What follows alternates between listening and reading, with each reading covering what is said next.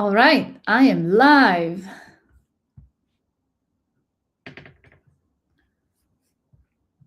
Hello, everyone.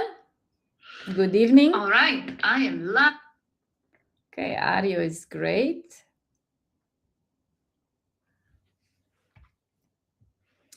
I'm so incredibly grateful that all of you are here ready for more. And first of all, I want to acknowledge you all. Most people never make it to day 7. Most people are looking for information, but you've been looking for transformation. And those are the two very different things. Over the last 7 days, we've been on a journey together. On day 1, you discovered where you're going. You created a worthy goal, not just something you wanted, but something worthy of changing who you must become. And then on day 2, you discovered what has really been standing in your way. Not your circumstances, not your boss, not your spouse, not the economy, but your paradigm. Those subconscious programs running quietly in the background of your mind. Then on day 3, we talked about fear. And we discovered that fear isn't your enemy. Fear is simply an invitation to grow. Because faith and fear, they both ask you to believe in something you cannot see yet. The only difference is what you're choosing to believe. Then on day 4, we talked about decision. Not wishing, not hoping, not trying, deciding. Because your life changes the moment your decision becomes stronger than your excuses. Then on day 5, we talked about money. And you discovered money isn't the problem. Our relationship with money is. The beliefs we inherited, the stories we've repeated, the identity we've accepted.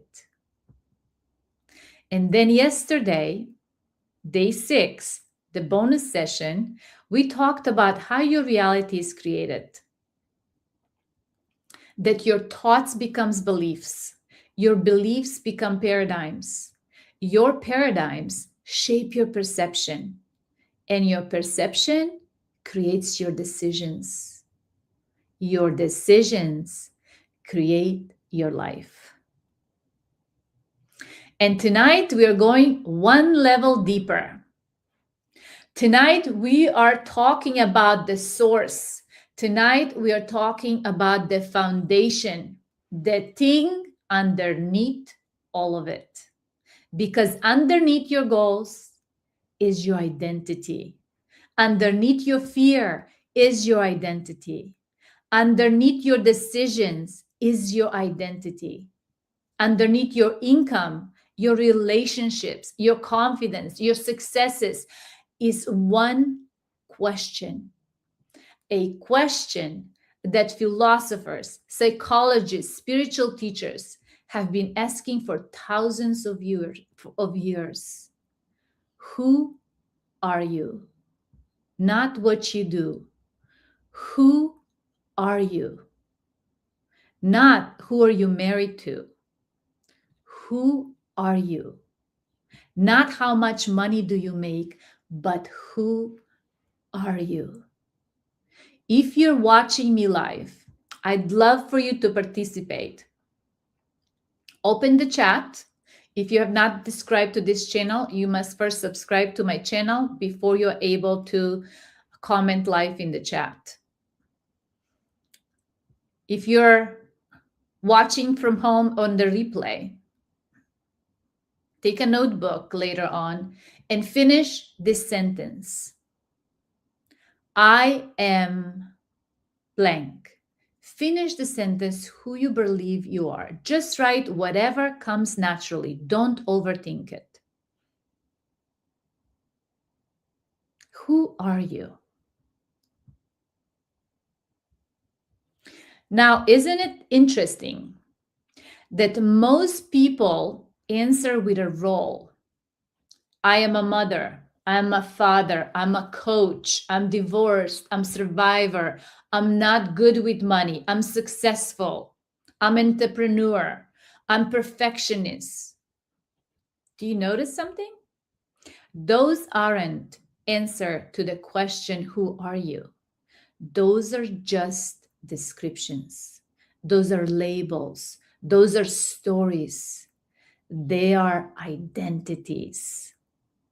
And tonight, I want to challenge something you may have believed your entire life.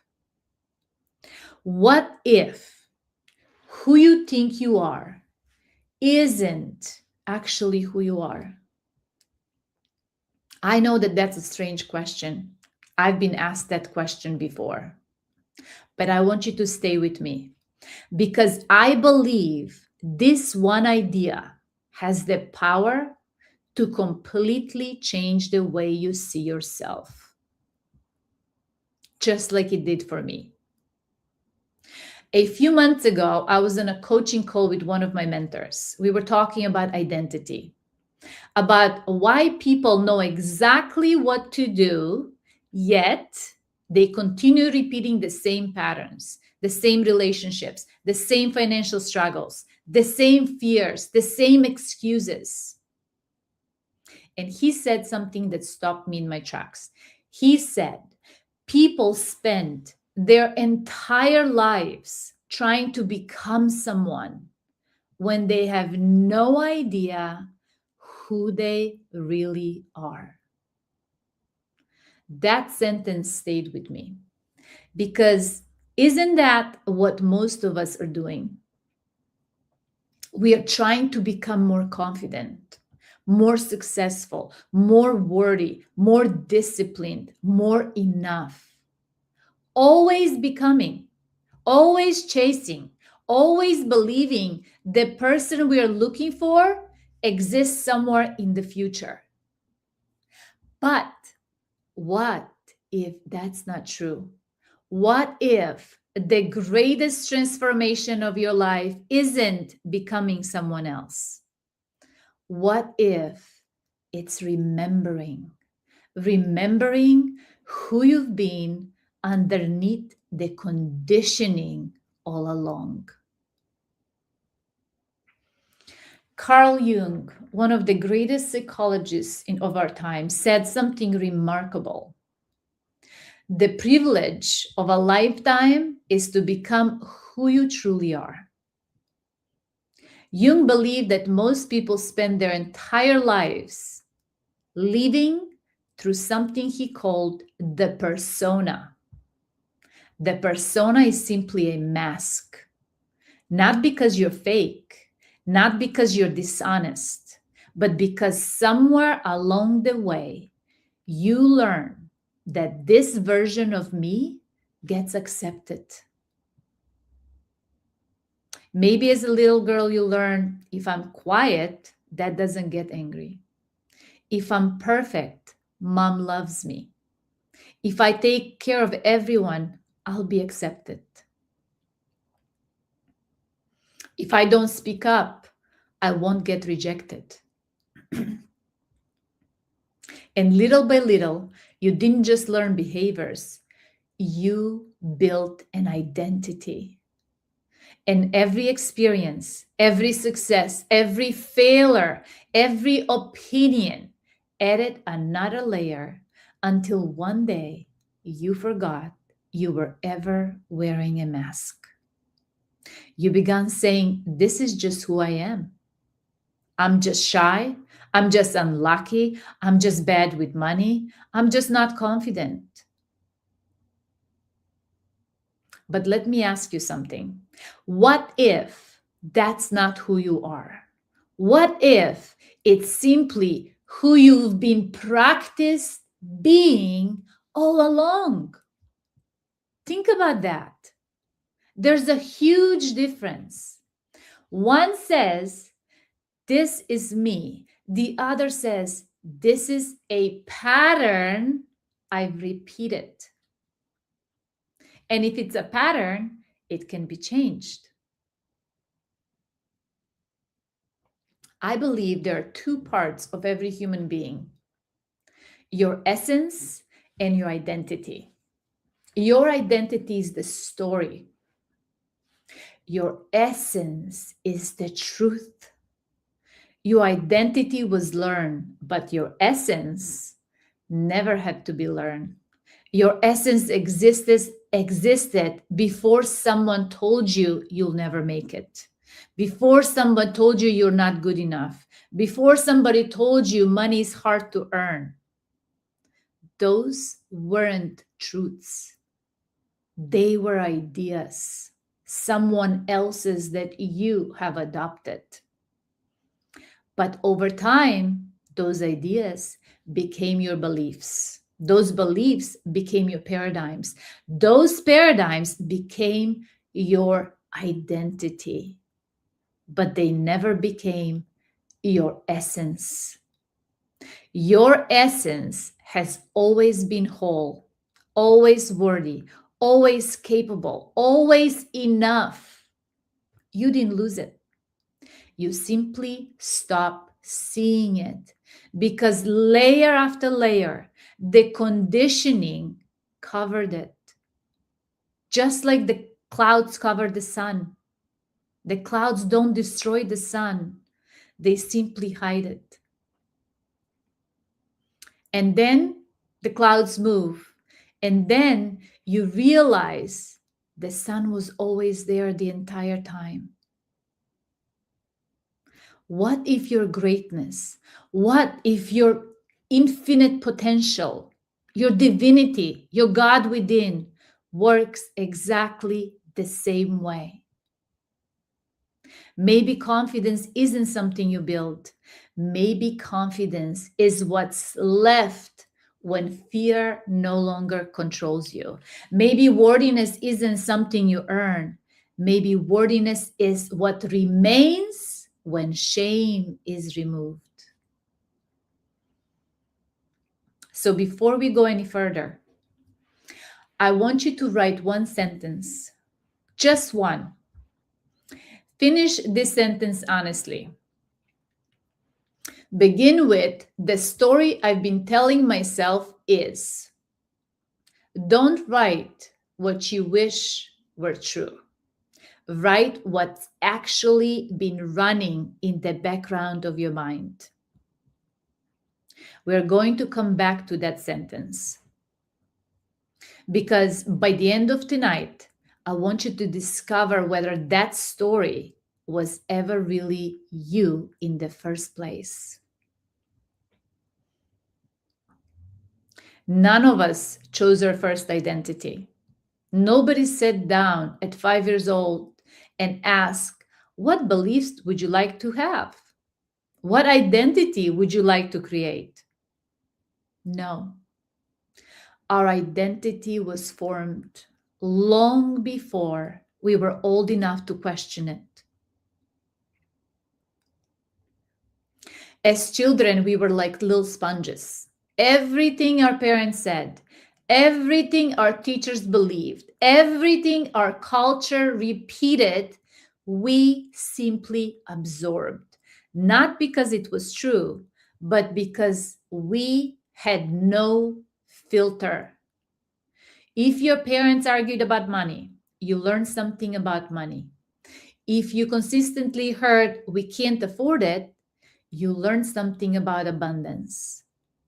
If somebody laughed at you in front of the class, your subconscious mind made a decision. It's safer not to speak.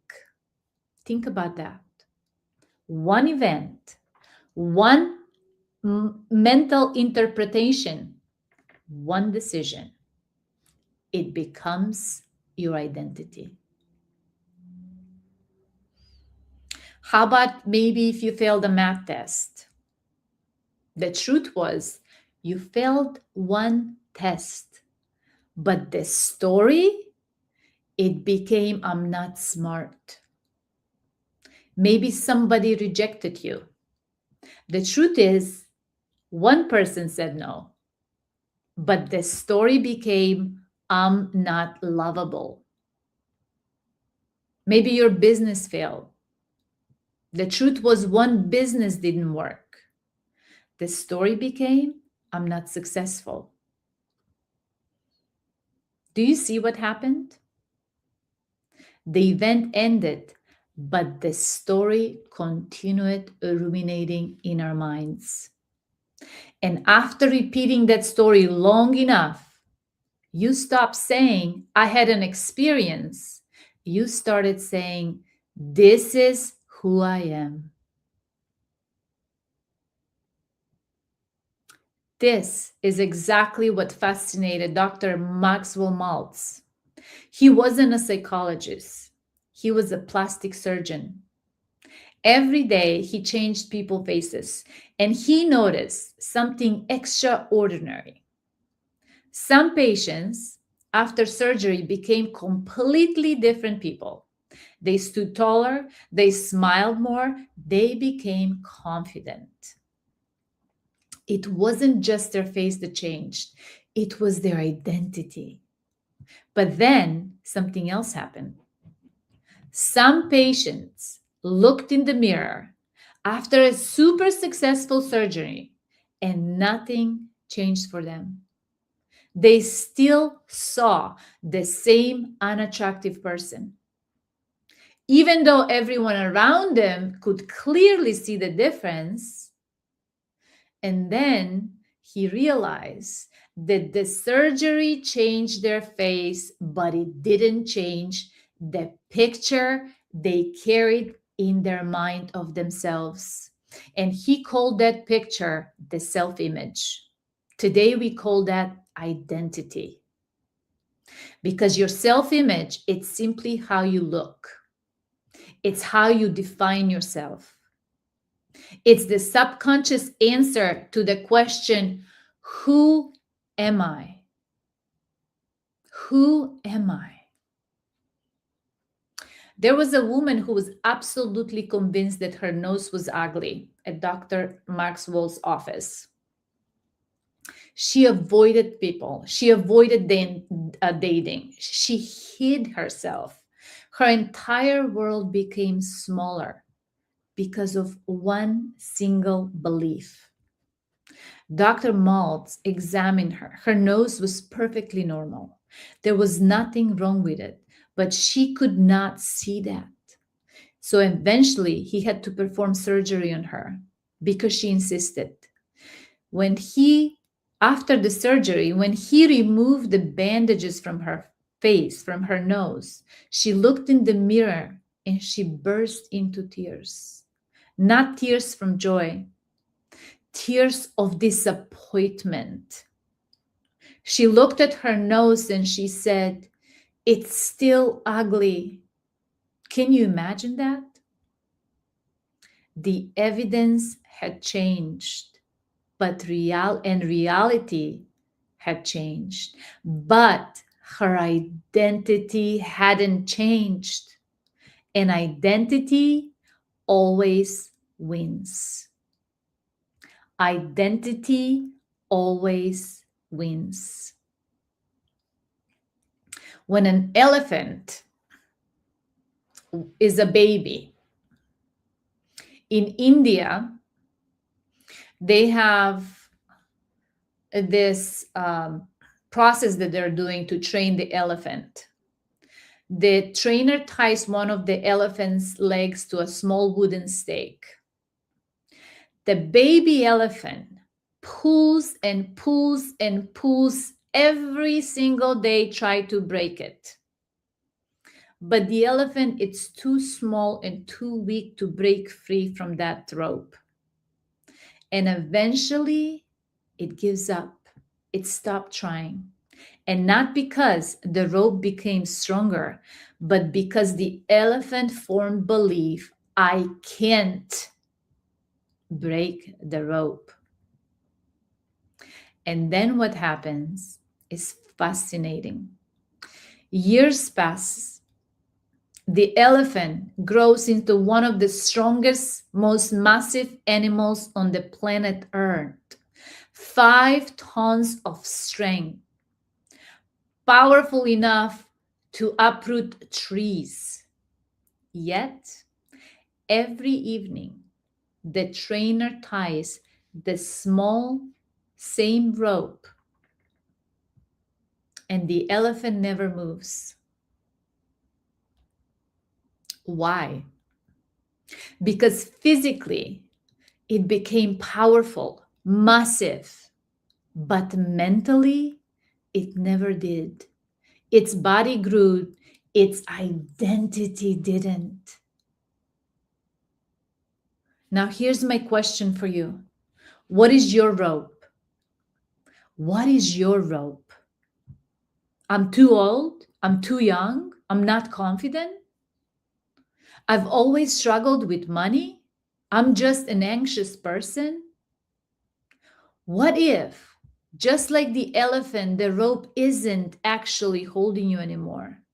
What if the only thing keeping you where you are is a conclusion that you reached years ago when you were a child, when you were too young to question?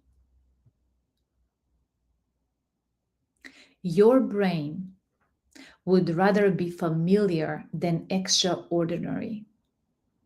It prefers certainty over possibility because familiarity to the brain feels safe, even if it feels painful.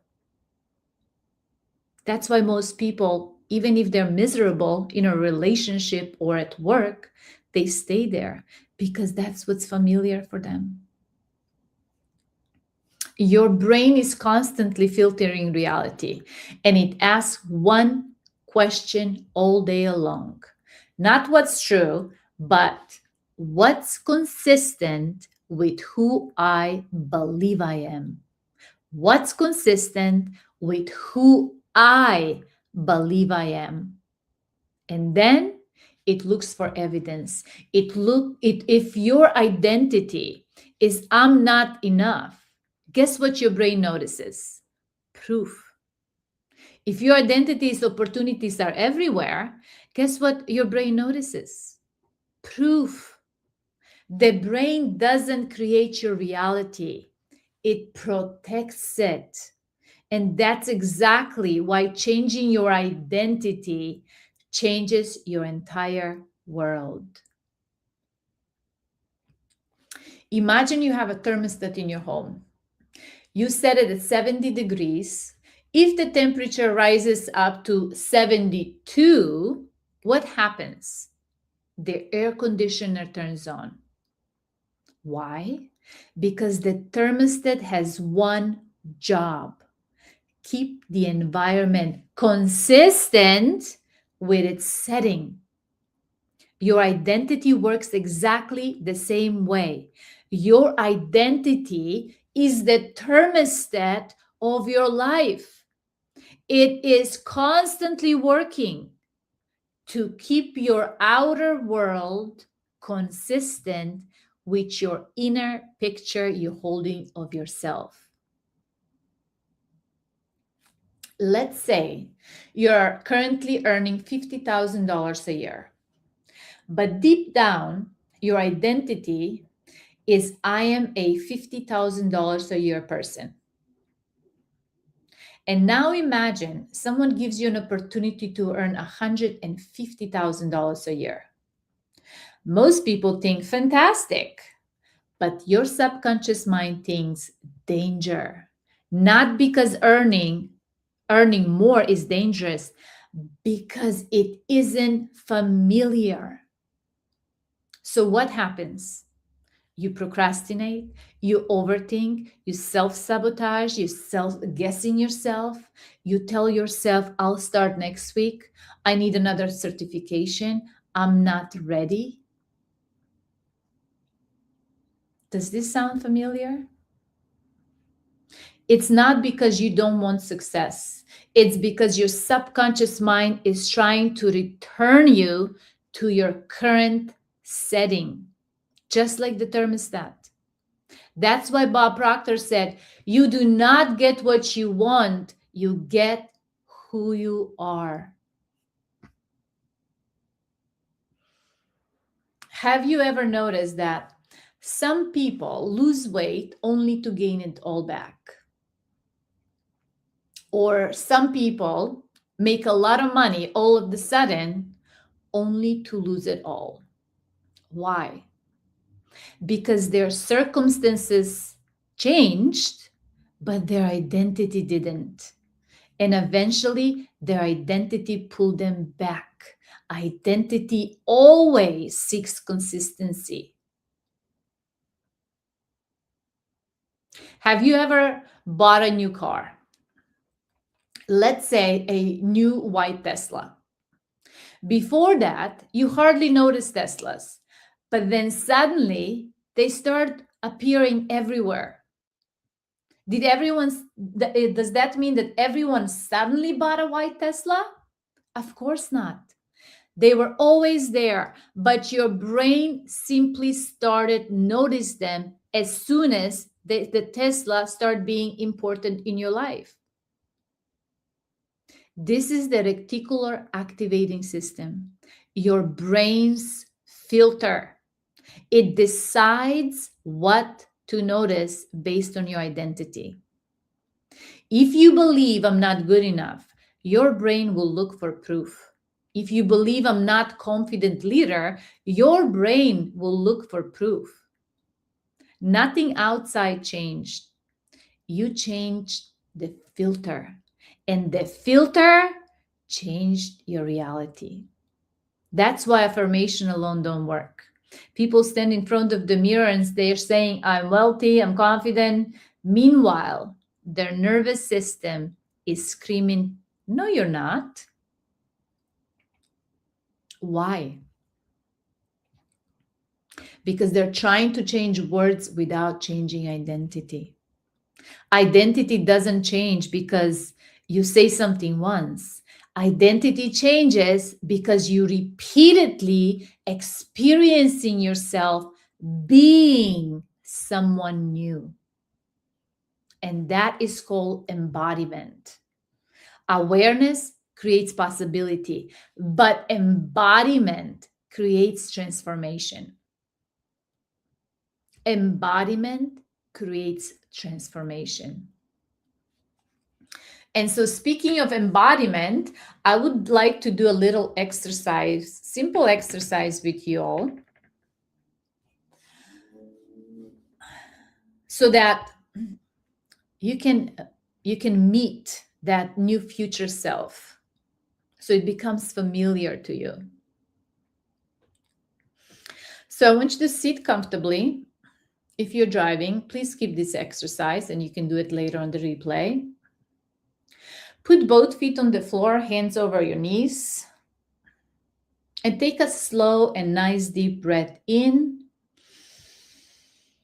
and breathe slowly out. Release all the tension from your body.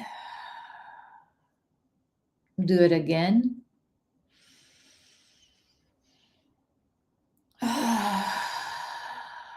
Release it all. Do it one more time. Let's do it 5 times.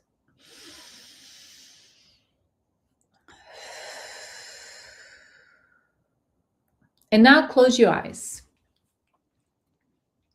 and allow yourself to become completely present here, right now.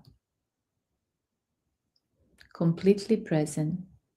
Forget where you are. Forget this room. For just these next few minutes, give yourself permission to imagine. Imagine it's exactly 1 year from today. Not 5, not someday, 1 year. And something extraordinary has happened. You've achieved your goal you wrote on day 1. The business has grown. The money is there. The confidence is there. The peace is there. You did it. Now don't look at the results, but look at yourself.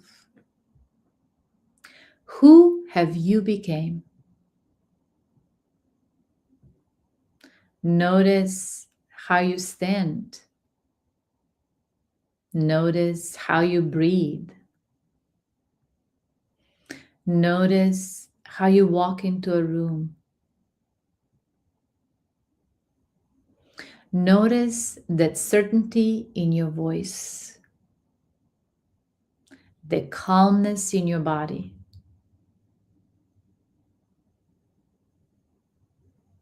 the peace in your heart.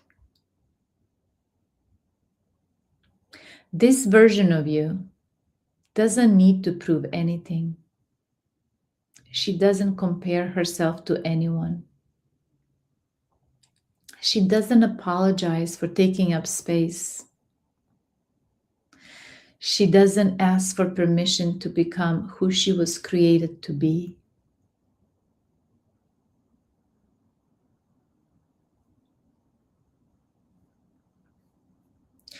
Now imagine she turns and looks directly at you. She's smiling. Not because she's surprised you made it, because she always knew you could. Now walk towards her. Stand in front of her and look at her directly into her eyes. She sees you. She's you. Without the fear, without the doubt, without the old story. Ask her one question. What do I need to let go of to become you? What do I need to let go of to become you?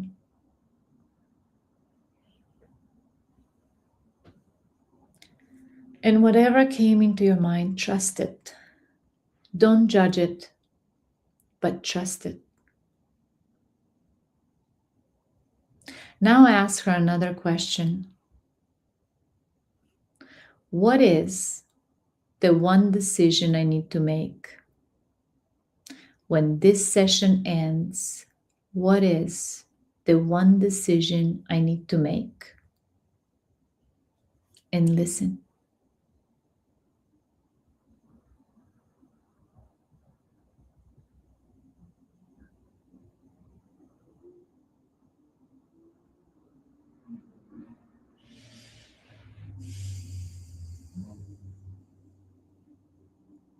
Now, before you leave, watch her place her hand over your shoulder and hear her say, I've been waiting for you. Take one more deep breath.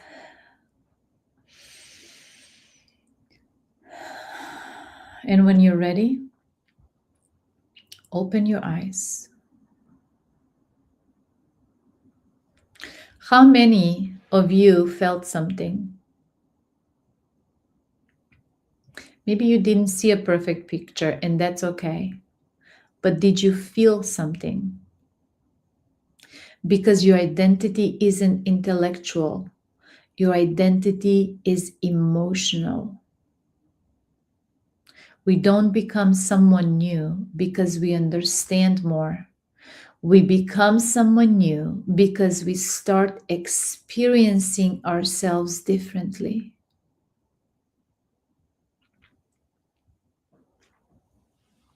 You can put it in the chat.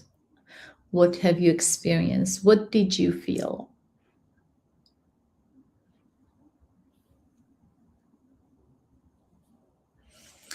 There's a story about Michelangelo. People think Michelangelo created David, but Michelangelo didn't see it that way. He believed David was already inside the block of marble. His job wasn't to create David. His job was simply to remove everything that wasn't David.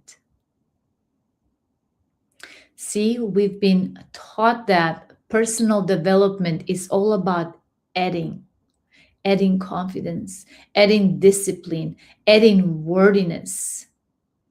But what if transformation isn't about adding anything? What if it's about removing the fear, removing the conditioning, removing the shame, removing the identity that was never really yours? Because underneath of all is your essence. Your essence has been waiting patiently, quietly. The masterpiece has always been there. The masterpiece of who you are, in essence. Think about everything we've done together this week. Day one, we picked up the destination, the new destination, your new goal. Day two, we discovered the programming, your limiting beliefs, what's holding you back. Day three, we challenged the fear. Day four, we made a decision. Day five, we talked about the truth about the money. Day six, how reality is created. And tonight, we discovered that maybe you've never actually been broken. Maybe you've just been covered by years of conditioning, covered by criticism, covered by fear, covered by stories that you accepted before you were old enough to question them. So I want you to go back to that sentence you wrote earlier tonight. That sentence that began, "The story I've been telling myself is." And I want you to read it. Read it silently. And now ask yourself one question. Is this who am I? Or is this just another piece of stone marble? Because if it's only stone, it can be removed. This challenge was never about fixing you, because you were never broken. It was never about making you worthy, because your worth was never lost. It was never about giving you confidence, because confidence is your natural state when fear no longer leads. This challenge has simply been the first strike of that chisel. Now the question becomes, what are you going to do next?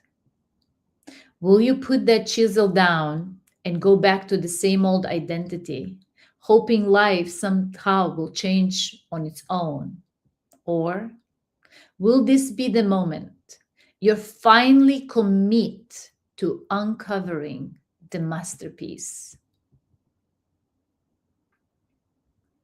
If something inside of you tonight is saying, "I'm ready, I'm done carrying the old story, I'm ready to uncover who I truly am," then I'd love to help you. Not because you need me, but because no one becomes extraordinary alone. Every great athlete has a coach.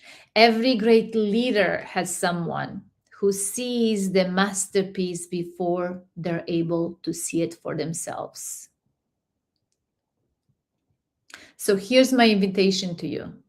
If you're serious, not interested, but serious, click the link, apply for a breakthrough session. On that call, we're going to discover exactly where you're at. where you truly want to go in life, and what pieces of stone are still covering your masterpiece. And together we will create a plan to remove all of them. Your future isn't waiting for you to become someone else. Your future is waiting for you to remember who you've always been all along. Remember the sign. Your God within.